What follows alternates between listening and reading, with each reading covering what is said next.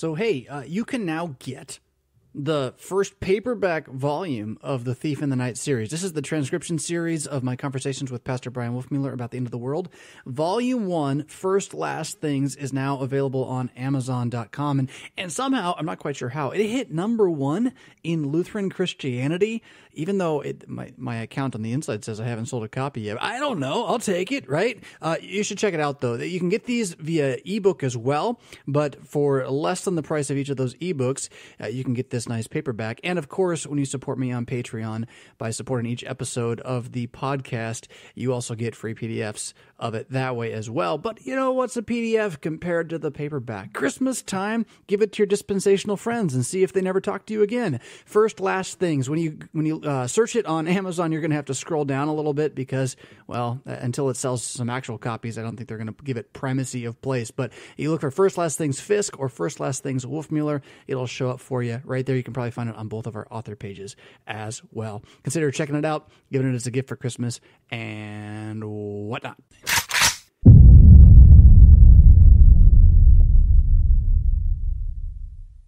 Well, this may well be the worst episode of Raw ever.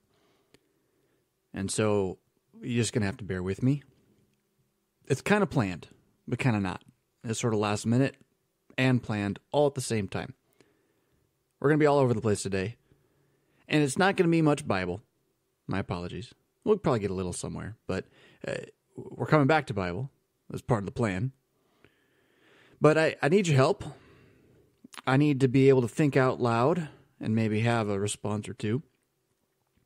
And I don't know if I'd say I owe you an explanation, but I want to explain some things and then kind of see where that goes. So it's not. Can I stutter more? Maybe that'd be funny. It's it's not going to be what you're normally used to as Raw, and well, just bear with me. I promise I'll be back next week in top form. So with that, I really do hope that you enjoyed the last two weeks of interviews. I have to say that was some of the most fun I've had doing radio-ish stuff in a very long time. And it's got me thinking about how to make that happen more often. It's not very easy because to get the kind of quality conversation that both of those episodes were, it does, well, I shouldn't say that. The one with Pastor Wolfmueller was not in studio. It would have been better if it was. I guarantee that. And the one with Katie, with Miss Sherman, it was in studio. And that quality level of conversation and audio comes from being able to be face-to-face with somebody. And so the question a little bit is, how does Raw, well, it's not going to be Raw. It's the last episode of Raw. There's no more Raw ever after this. Oh, did I ever say that? Yeah. No, I didn't. Oh, I gave it away. Oh, we'll come back to that. How does Raw do that more? How do I travel to interview someone, right? That's a big undertaking. But it's sort of where I want to go. Not every week. I don't want to get away from the Bible study, but to be able to bring more content like that where myself and another Christian or even non-Christian are able to talk about things that are of life, of first article, but not without avoiding the spiritual side of the conversation. And that, of course, would be a lot more difficult to do with a non-Christian. I've been thinking about how that would look, how it would have to be kind of gentle and probing, and probably with a little bit of and after this, I'm going to tell my audience about, how we think about this as Christians. I'm not trying to insult you, but, here's where I disagree kind of thing. I don't know. I don't know what that would look like. I don't know if it'll ever happen, right? It's just like an idea. It's just a dream sort of here. But to be able to bring more of that kind of, well, frankly, raw conversation with real people about real life and its impact on our real faith, that inspires me a little bit. But that's not why, this is going to be the last episode of Raw. It's just because it's time to try to brand this thing something more permanent. 83 episodes in, and, the title is still something I just randomly made up one afternoon while trying to jot down some verbal notes about the book of Revelation. And now it's stuck. I don't know how well known it really is yet. When I'm out and about and people come up to me, not locally, right? But when I'm out at like a Lutheran event somewhere or speaking somewhere and people come up to me and they say, "Hey, Pastor Fisk, I'm a big fan." It's like, "Oh, cool. Hey, how you doing?" And it inevitably is, "Love your videos. Love Worldview Everlasting." And I'm like, okay, so it's been over a year now since I've made a video. Over a year? Is it 2? It's just a year.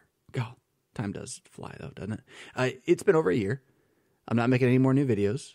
Not with Worldview Everlasting, at least. Worldview Everlasting is getting close to finishing tying up the knots of the 501c3 stuff. That is, man, is that a knot? But people think that's what I'm still doing. And so it makes me wonder. It's like, well, do you even know about my podcast? And sometimes I said, "Do you know I have a podcast now?" "Oh, no, I haven't heard of it." So Raw, like, it isn't really known, right? Although we're doing well. We think we're around 700 downloads or so on average with the primary show, which is great. That's more than double from last spring. So we're doing great, right? It's slow growth. That's what you want. But 83 episodes in, now or never, it's time to come up with a name that makes sense. With a name that's going to stick around, with a name that can last. And sadly, Worldview Everlasting is not going to be that name because that one got used. Yeah. So I've been digging on this thing, I don't know, man.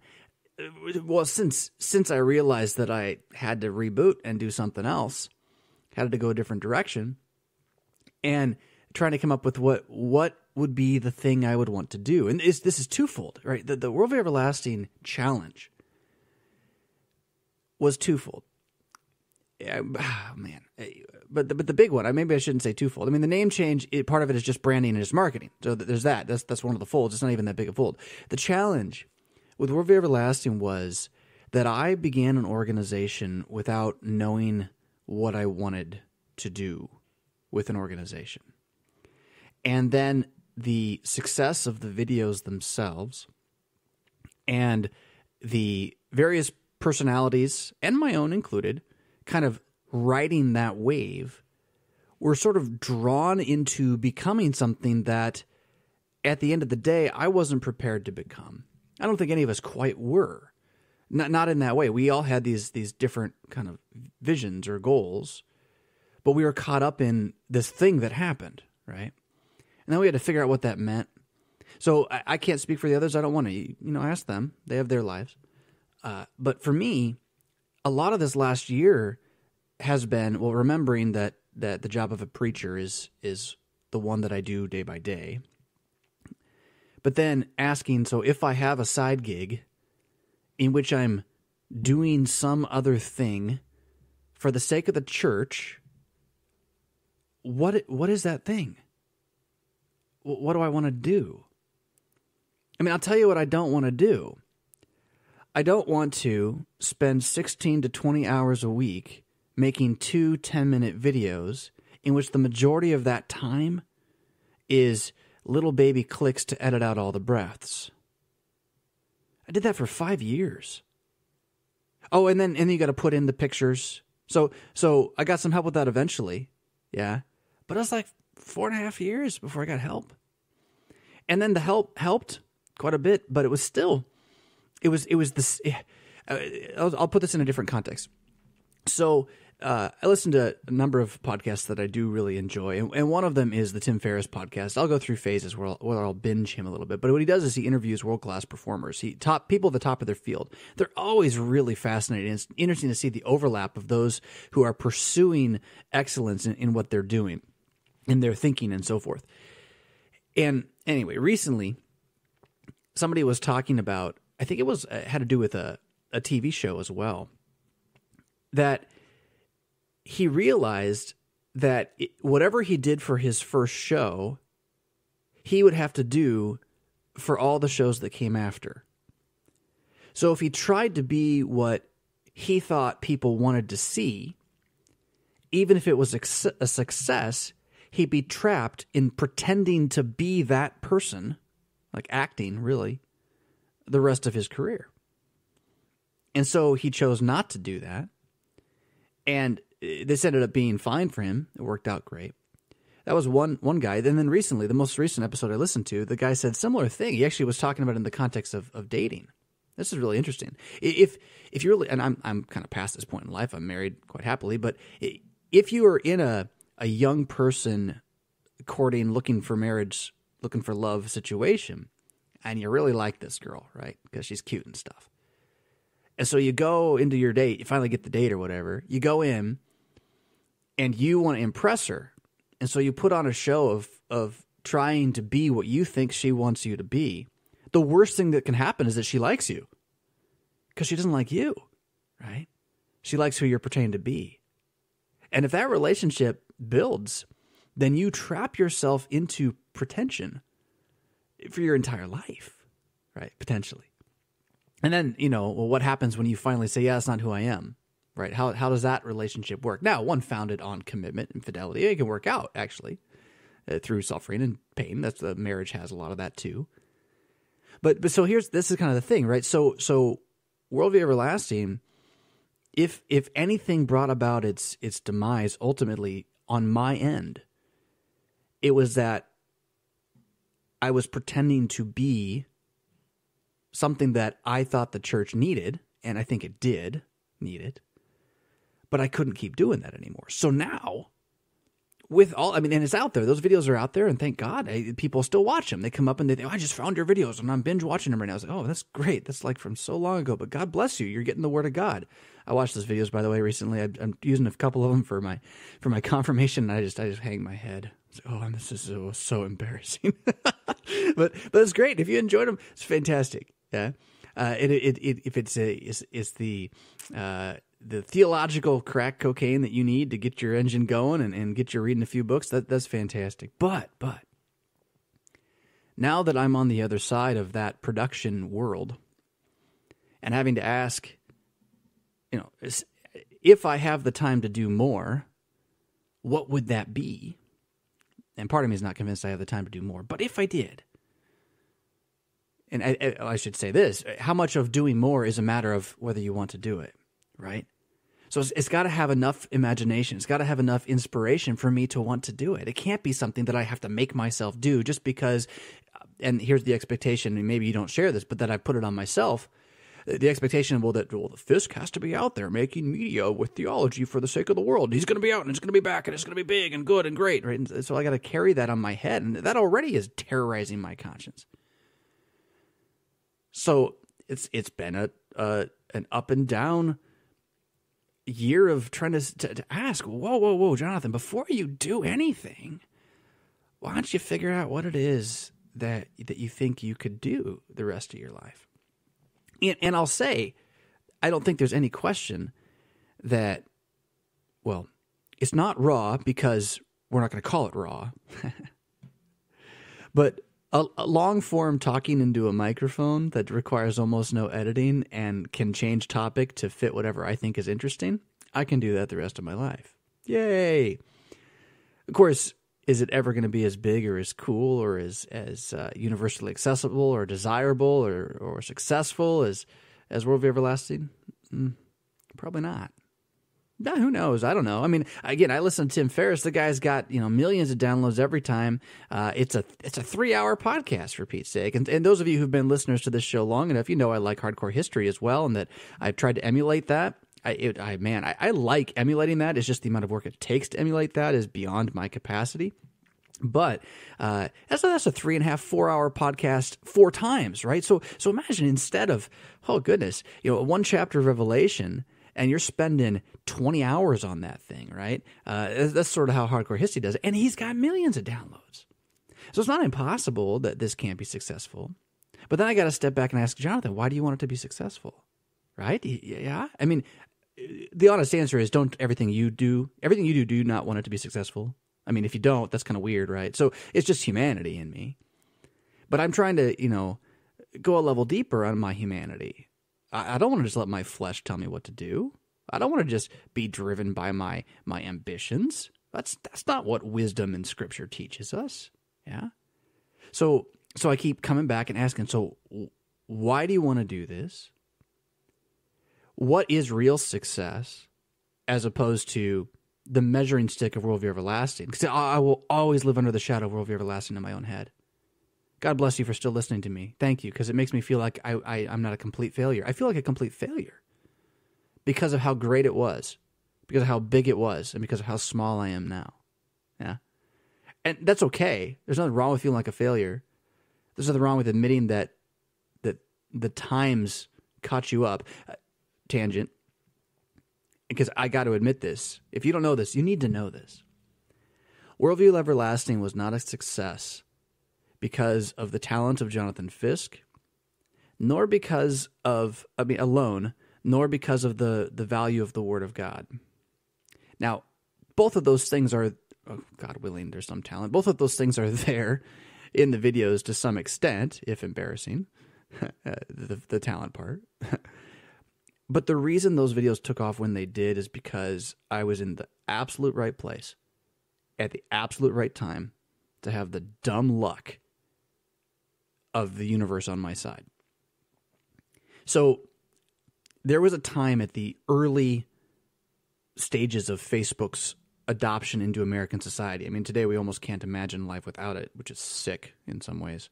But in the early days, Facebook's biggest threat to itself and what its decriers would point out as an organization is that it had no way to monetize. It couldn't make money. So you had a bunch of people that would sign up for it, but who's going to pay for it? And so they had all this investment in it, and that's how they were doing it initially. But they had to, if they were ever going to go public, which they have now, they had to be able to show that they could make a profit with this thing. And their strategy was sort of clever. It was long term. It was long thinking. It was chess.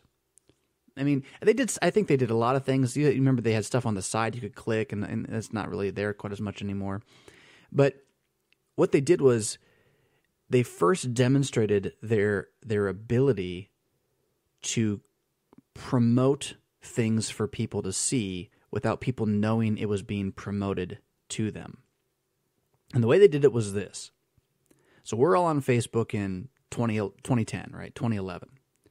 And we don't know much. Issues, etc., revolutions going on. Harrison's just been elected president. It was 2009 maybe, right? So it's in your Lutheran context, right? We don't have smartphones quite. I mean, they're there, but they're really new. Apps are just kind of a thing. Memes don't even exist yet. You know, that kind of stuff. And Facebook decides as an intra-organizational marketing decision to take any shared post, what are you doing today? That if it's a video, and to throw it out further to make sure it shows up in feeds. So that if you just shared some words, I ate breakfast and like my day, right? The odds of you getting seen by other people, and by other people who were not necessarily in your close friends list, was much, much less than if you just put up a video. Didn't even have to be a good video. It could be a cat video, And so Worldview Everlasting starts like right at that moment. And so what happens is the things I'm sharing are getting pushed by Facebook intentionally. Not like just mine, but all videos, as a tool for them to demonstrate to future investors that they can make people see things. So today they don't do it with video; they do it when you pay them to do it, right?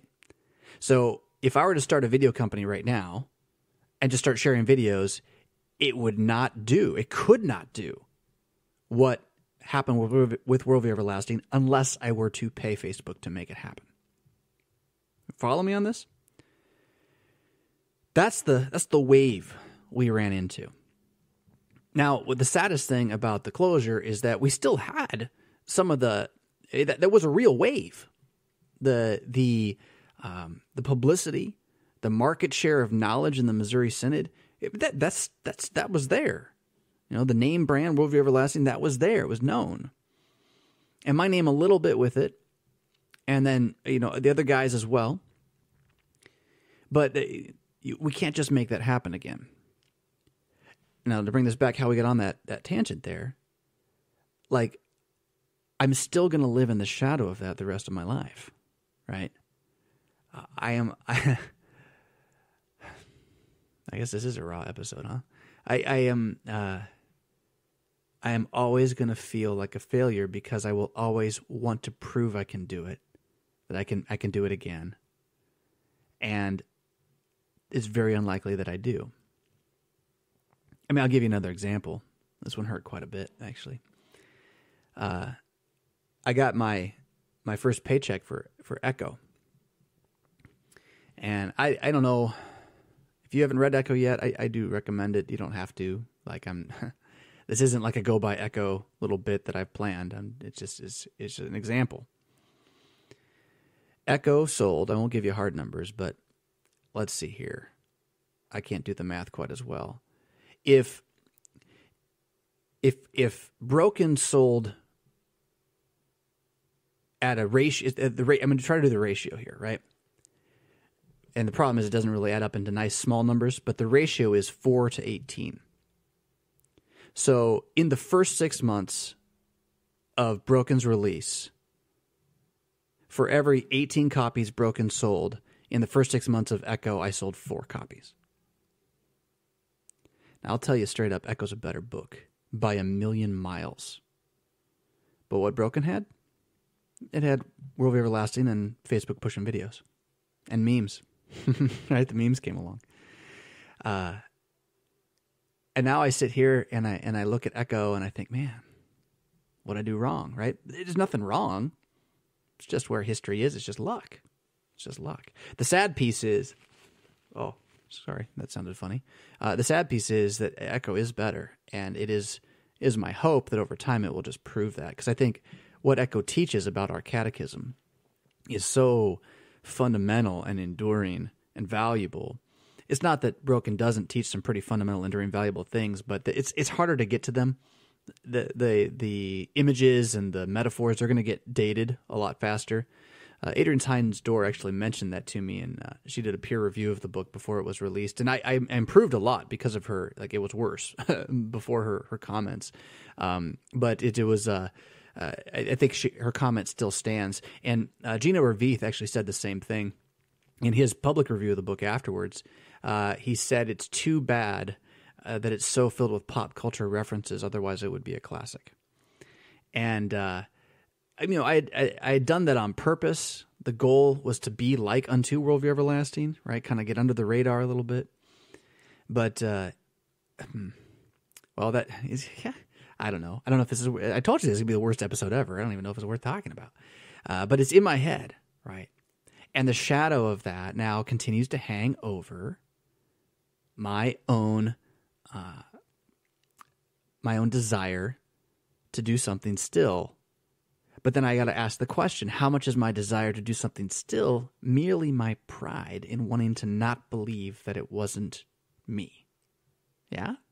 You follow? I mean, that's some dark inner heart of Fisk right there. I want to believe it was me. And so it's like, well, then I got to start something and do something and put it out there and be famous again so that I can show that it was me. Even though, and I'll tell you this straight up, first off, I'm not famous. I'm Missouri Synod famous, and that is not famous at all, except for if you're at a Missouri Synod event, and then it's more like infamy. Yeah, it's it's not more than famous. It's just it's embarrassing famous kind of thing. And honestly, I know the whole world's chasing it. You don't want it. You don't want that attention. You really don't.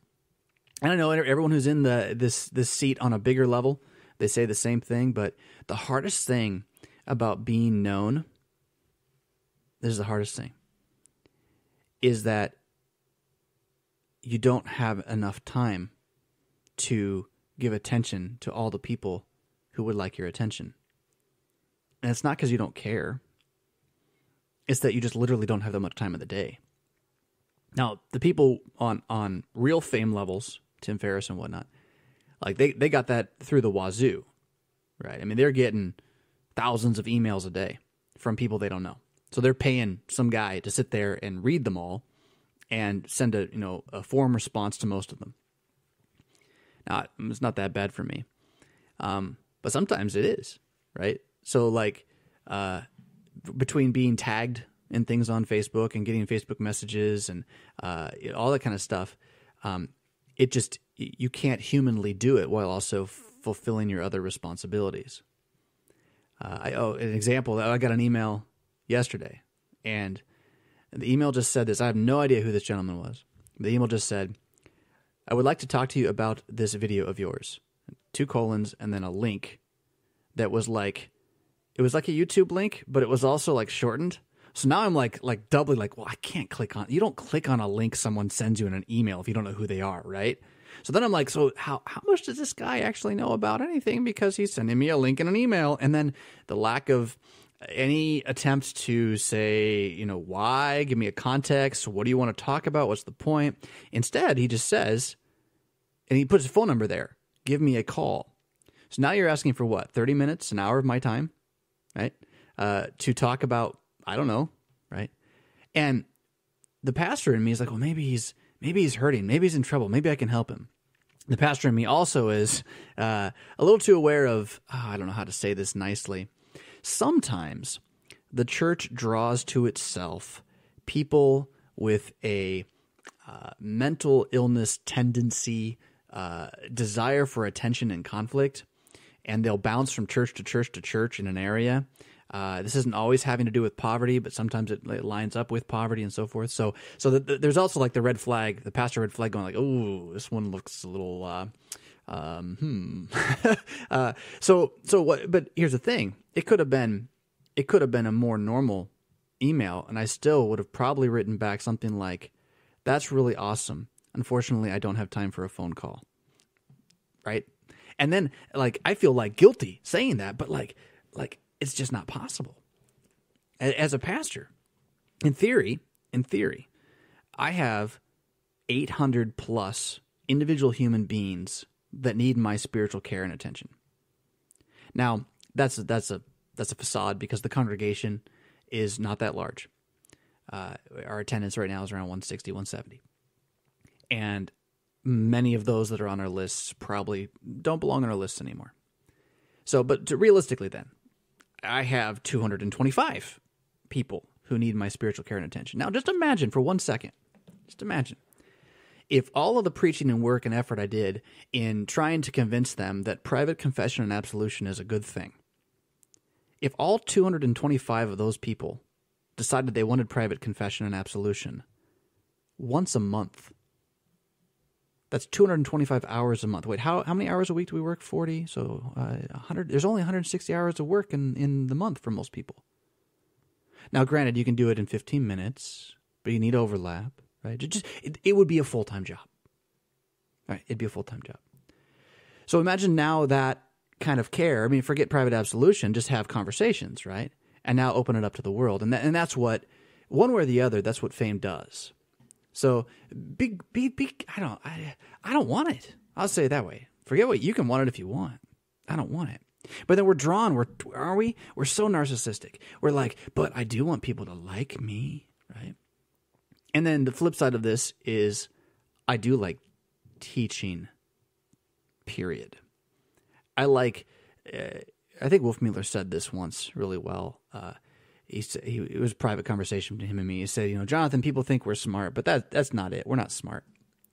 We just have a particular gift for being able to swallow some information and then spit it back out in a way that everybody can understand. That doesn't mean we're like able to do the math, right? Or invent things or whatever. We're just good repeaters. And that's sort of what a teacher is a repeater. And frankly, I enjoy that. I really enjoy finding knowledge, making connections, and sharing it. And so I do want to do that.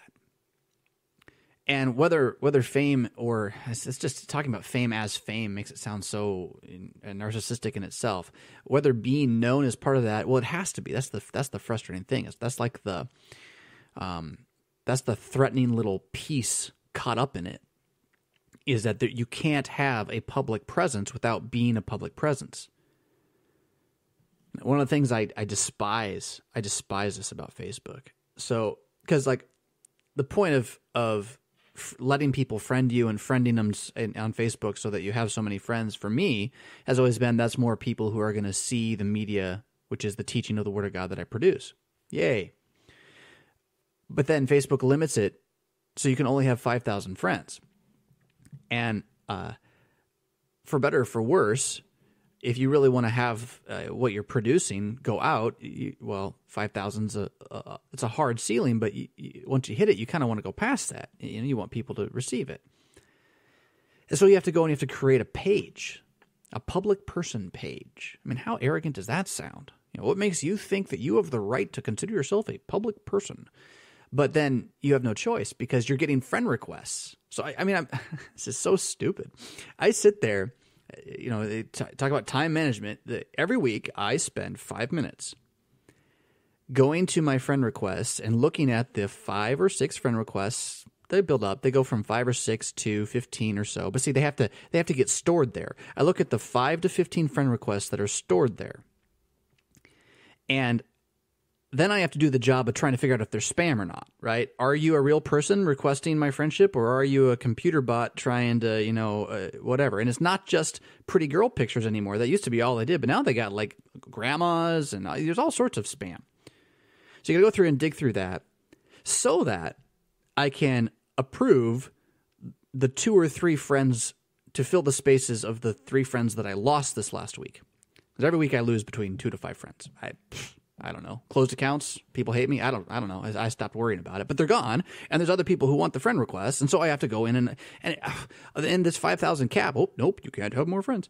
So, but I believe those people are asking to be friends because they want to listen to this, right? Well, maybe not this. I said it's the worst episode ever, but you want to listen to what I'm normally doing here. Yeah. God.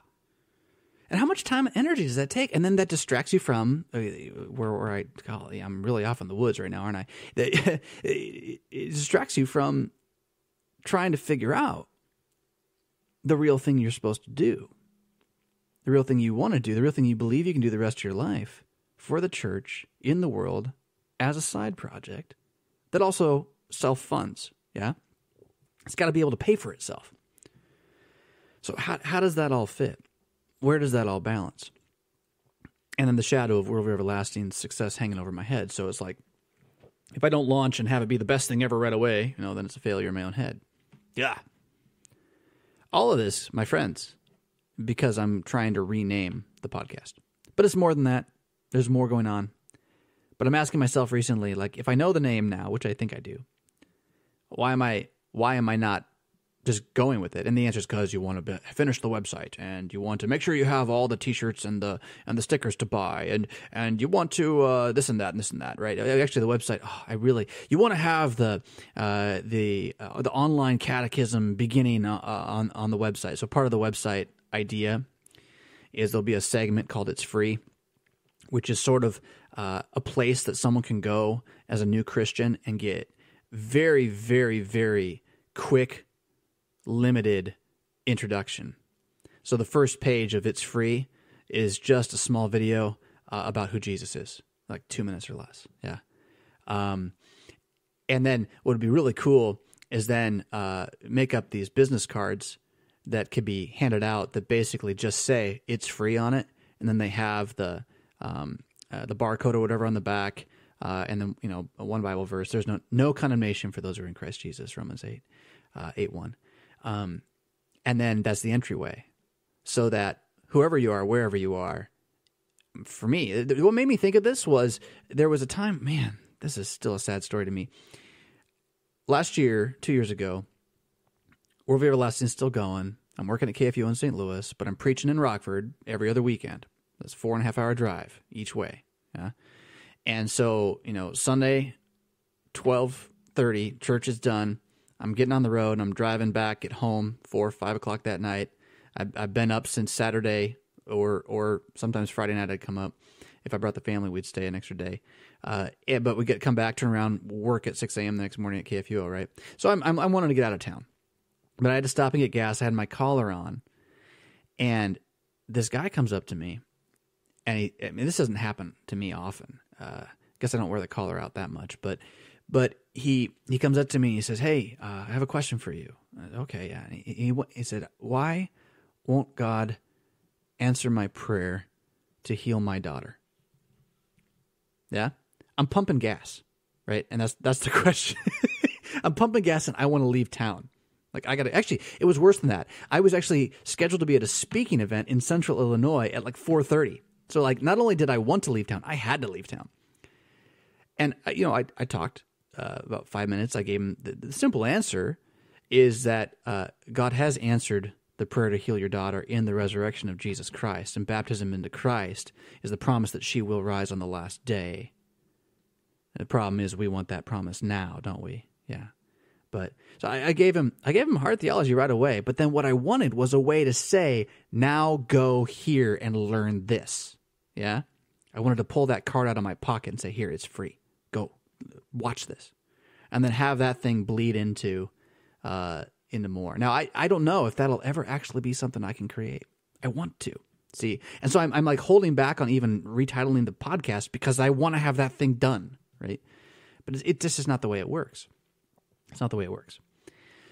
I have to rename this podcast. It has to become something else. And that's where then, what's the name? What should it be named? Do you like the name? The danger is that, and I haven't told you yet. So if you're like, wait, what's the name? You're right.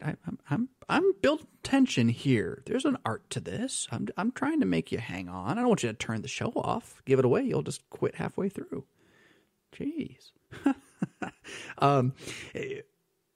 Well, the question that's still in my head is leaving Raw behind a good decision? Because Raw isn't bad as a title. It's kind of weird and meaningless a little bit. Rev Fisk Raw, okay, so is Fisk talking without editing? Well, that makes more sense. But see, I've always hated, nothing against the guys who do it. To some extent, you kind of have to, but I just don't want to call things my own name. Like, I really, if it's something that's for the church, I really would rather it be about the church. And then, like, I'm me, right? So I'm not that thing. I never was, in my own head, worldview everlasting. That wasn't me.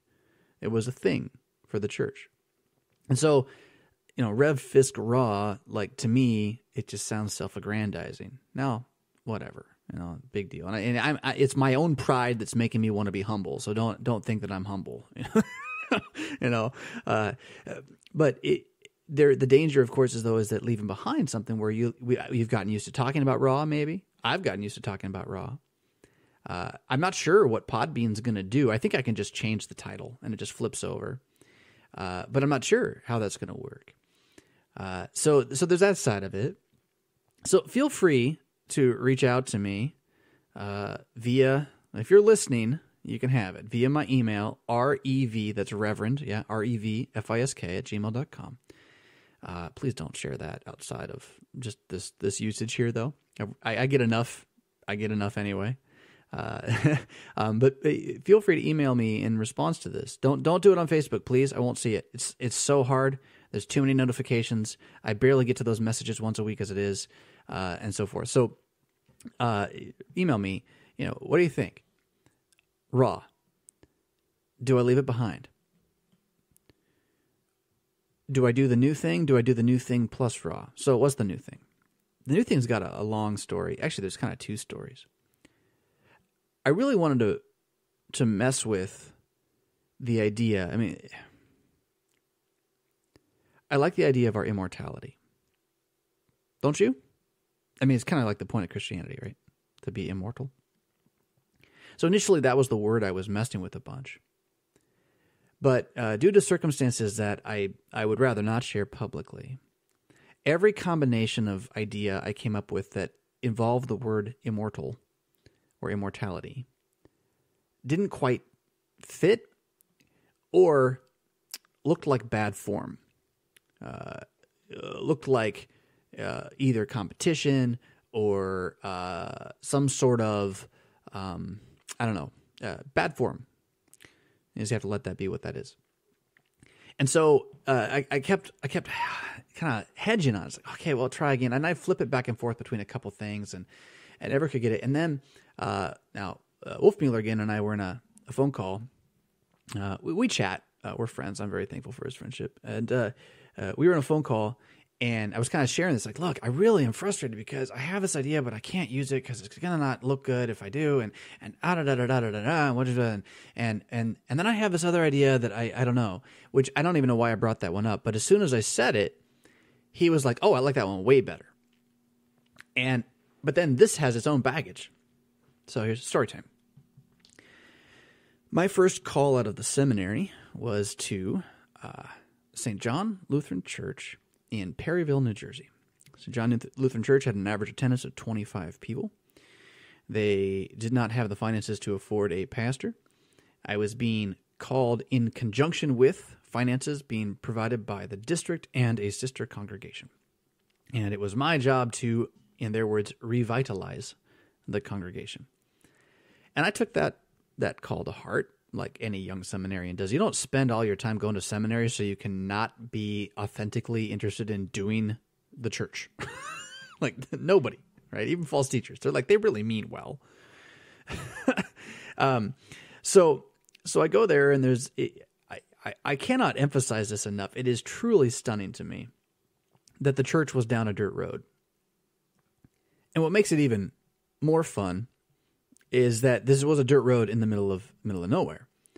So New Jersey, you might think, oh yeah, that's city. No. They're a city on the east side of New Jersey. It's basically New York. But you go west, and you are in what used to be farmland, like back in the pioneer days or whatever, but what now is horse country, old money horse country. I mean, there was one supermarket in this area, and it was up on a hill, right? This was like the only strip mall. It was up on a hill. You had to like go through woods and around to get to it, and it's just kind of sitting there. And then there was a little town called Clinton that had a river and a watermill. It was really pretty. A couple coffee shops, a couple stores, stuff like that. It was a beautiful little spot. But Perryville didn't even exist. So St. John Lutheran Church, Perryville, New Jersey. Perryville, there was a restaurant called the Perryville Inn by the side of the road, high-end restaurant. It was all by itself, nothing near it. And then there was, I think it's like a dentist office by the freeway. And then if you went down this one road for a while until you came to a dirt road and then turned left onto the dirt road, you'd pass a school, like a grade school. And then on the left, you'd see this metal tin shack building that they built of this congregation. So, I mean, this is like the essence of not making good decisions when you're planting a church. Like, what on earth? Unless you're trying to not be found. I guess that could have been the thing.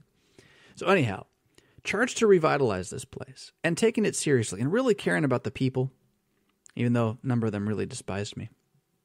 But I had this idea that maybe being visible wasn't a bad idea. And I suggested that also we couldn't afford the building because they couldn't afford the building. That was a big part of the problem. I don't think it was paid off yet. It was like building or pastor, pick one, was sort of what their finances looked like. And so I suggested, well, why don't we sell the building? And I mean, it wasn't that pretty. It was this, again, a metal building. I mean, the inside was not set up terribly. It had a window and stuff, but it wasn't stained glass or anything. Why don't we sell this and let's just make 2 or 3 years good run in downtown Clinton. We'll rent a storefront or rent space that is a storefront already. Like we'll just rent Sunday mornings from it, and we'll try to make a run of this thing. We'll try to meet some people, try to do mission work. Because that's how I got this call. Was I checked mission work on my little what do you want to do when you're a pastor sheet that they give you your 4th year. But so the idea behind this though, like I built up to it. We did a 3-week series on what it means to be church, on what it means to do mission with the people who have the Word of God at our center of our midst. That's our identity. And then I presented the idea, and within 2 weeks we'd lost 10 people. They just left. They didn't even stay to talk about it. They didn't argue about it. They just transferred to the neighboring congregation, which at the same moment, more or less, told us that they were going to go bankrupt if they didn't cut us from their budget. It was great. What a joy. What a crucible. Oh, my. Anyhow, point of the story.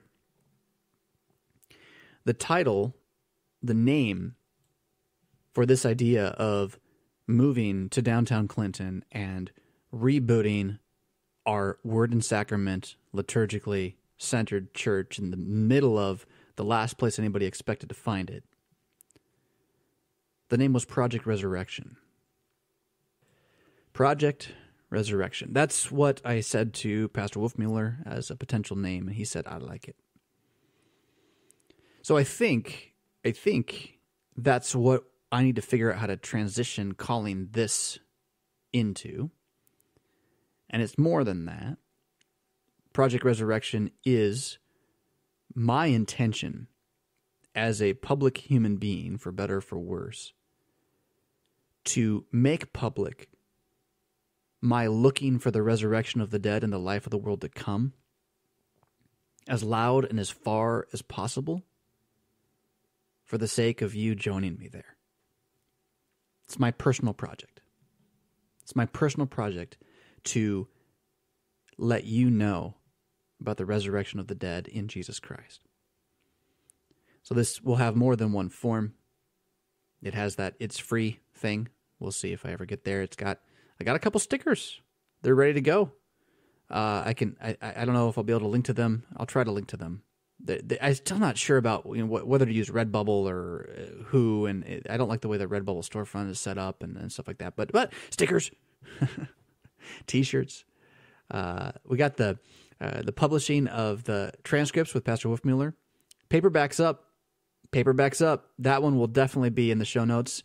The first volume of Thief in the Night, an ongoing conversation with Pastor Wolfmueller about eschatology, is called First Last Things. I still haven't seen my copy. I ordered 2 copies at the same time, one for me, one for Wolfmueller. He got his like a week ago. He's like, it's beautiful. I'm like, oh, that's great, cool. But I still haven't seen it. So anyway, I'll definitely put that link out. I want to get back into blogging a little bit and sending out an email of some kind during the week. I don't know. But the first step to all of this is letting it not be as big as I want it to be. And just letting it start right here with what already is continuing, what still exists, which is I'm talking, you're listening. I'm teaching, you're learning. I'm having conversations, you're a fly on the wall. All for the sake of your resurrection from the dead. Because for better or for worse, if you listen this far into this worst podcast of mine ever, least topical or least certainly biblical exegesis, if you listen this far, I have to believe you're listening because you trust me to interpret the times to you, right? You trust me to seek understanding of the present via what the Word of God gives us. So that from Ten Commandments, Creed, Lord's Prayer, from Gospels and New Testament texts, from being the people of God throughout history, time and space, centered around the Word which He gives and the promises and covenants He declares, you trust me to look at my world with that as my worldview. Saying this is worldview everlasting, right, as a term. You trust me to look with an everlasting worldview and to speak about it. And so here we are, right? You haven't been put off yet by my talking about myself for nearly an hour, which is stupid, but I needed to do it. I'm sorry. Thank you. Get it off my chest. Be public, vulnerable with regard to what I want to do, but that hasn't turned you off. You're still listening. You're like, oh, this is interesting. Who knows why, for Pete's sake, but you do. You think it's interesting. Okay. So then help me here. The first step is it? Tell me. Is it to just say, this was episode 83 of Rev Fiskara. Next week, Project Resurrection, episode 1? Or is it Project Resurrection, episode 84? Yeah, I can't decide. Is it Project Resurrection? Is it the Project Resurrection podcast? Is it Project Resurrection Raw? Ooh, see what I did there? Yeah, I can't decide. I don't know, but I gotta kick this thing like out the door. This is the 18-year-old boy who won't leave home. Come on. Let's name this thing. So I'm looking for your counsel here. I mean it. I gave you my email earlier, revfisk@gmail.com. It's not that tough, yeah? So tell me what you think about that. Put your vote up. I hate doodle polls. I feel like maybe I should do it that way, but no. If you care enough, then you care enough to write something. So there you go. The last worst episode of Raw by itself. Now, if we call it Project Resurrection Raw, I guess we could still keep calling it Raw. I don't know. I just don't like that one, though. And I feel like I have to, or we should call it the Project Resurrection Podcast, because that's like what everyone else calls their stuff. It's like the this, that podcast, this, that podcast. So, I don't know. Or is it just Project Resurrection? Just leave it at that. Can't call it PR. What's the PR for PR? That's not going to work. P-Res is not so cool either. Sounds like a bad pastor name, right? It's got to be Project Resurrection one way or the other. But then how? All right. So I'm looking for your feedback so that next week when so we're going to go a little deep next week. I'll tell you. I almost did it today, but I was like, no, I'm going to use time for this. So we left off with the dragon, right? Revelation stuff. And we did some talking about the dragon and so forth, but we didn't really get into the horns on his head. And here's the trouble with the horns. You can't understand the horns if you don't understand Daniel. And, well, I don't understand Daniel. So we are going to be, God help us, we are going to be doing a little bit of a deep dive. It's going to take us a few episodes. It's going to take us a little while, because we are going to go neck deep into the visions of Daniel. We're going to pick up in the middle of the book. First half of Daniel is all the stories you remember, Shadrach, Meshach, Abednego, lions, and all that stuff. We're going to jump over that, and we're going to go deep diving into the visions themselves, all after chasing after this idea of the horns on the head of the beasts. But rather than just chase that, we're gonna do the whole stupid thing. So what is this? It's like 5-6 chapters. Kyle Dalich, though, has a pretty decent commentary on it, so we're gonna be digging through that. And this is not an abandonment of Revelation. Please understand that. This is to actually get into Revelation. And maybe it's a middle ground, I guess, between what I've been saying, I want to just push through Revelation, and what I've been saying is I want to keep doing the hardcore history style. It still won't be quite that good, but quite that long form, controlled. But that's the plan. That's the plan next week. So, well, the worst part about this, you can't talk back to me. Of course, if you all did it once, it'd be like a group speaking in tongues. I wouldn't understand anything you said. So, I really do. I do pray that you've enjoyed at least getting inside my head here and hearing my struggle in all of this, knowing what my real goal is. Knowing what my fears are that are keeping me from that goal. I mean, I wrote that on the top of my to-do list for this week. What are you afraid of? And I know what it is. I'm afraid of not being worldview everlasting. That's what I'm afraid of. And I don't mean the actual videos. I'm afraid of not being that big, not being that good. The ego is so in play here. But if any of these other podcasts I listen to about business tell you anything, they tell you that it is the fear of not being successful that stops you from being successful. It's not that you're just magically going to be successful, but I tell you, the fear will kill your mind. It'll stop you before you start. If you never take a step, you don't end up taking any journey at all. You stay in one place. By the way, fear is the mind killer. You get the reference? It's one of my stickers. Yeah, it is. It is. It's not a very good one, though. The good ones are a little better. The dawn cannot be far is the first sticker that we're messing with. And I got a couple of images there. We also have finally getting up some images based upon old Raw episodes. So we have Away with the Atheists, really cool looking piece of artwork done by Catherine Radke. And then another one, God versus the Sea Dragon. Available as T-shirts, stickers. You can put them on coffee cups, stuff like that. That's all via Redbubble, which I'm not sure will be the permanent place of this stuff. But and also, I'll throw this out here too. You can go look at it. It's blank right now, but notomorrow.ninja is where the website's going to show up. Maybe just by telling you it's out there. it'll compel me to do it. It's still got the Weebly outline is based on mountain climbing, so the page about us is still all about selling mountain climbing equipment. So I gotta get that page fixed before we go any further. But really excited about what it looks like. Excited about the new computer's here, for Pete's sake, and it hasn't blown up yet. I've been using it for a week, and it still turns on. The old computer is back too, and it's been refurbished. I got to sell it somehow. But do you want it?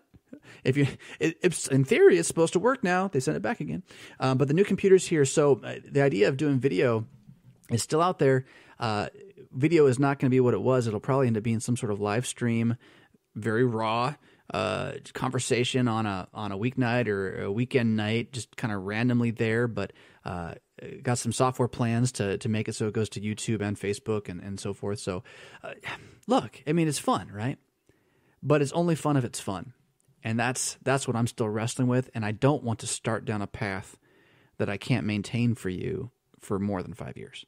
I want it to be like I'm 65, living in a camper somewhere, still doing this, John Connor style. And if you get that connection, then you are a deep school World of the Everlasting fan, because that goes way back. Hey, I don't have a way to really end this, because this is like the most unplanned, unstructured, me babbling at you for an hour thing I've ever done. But I do got to get in the car and go to a doctor's appointment. So let me know what's going to happen next week with Project Resurrection.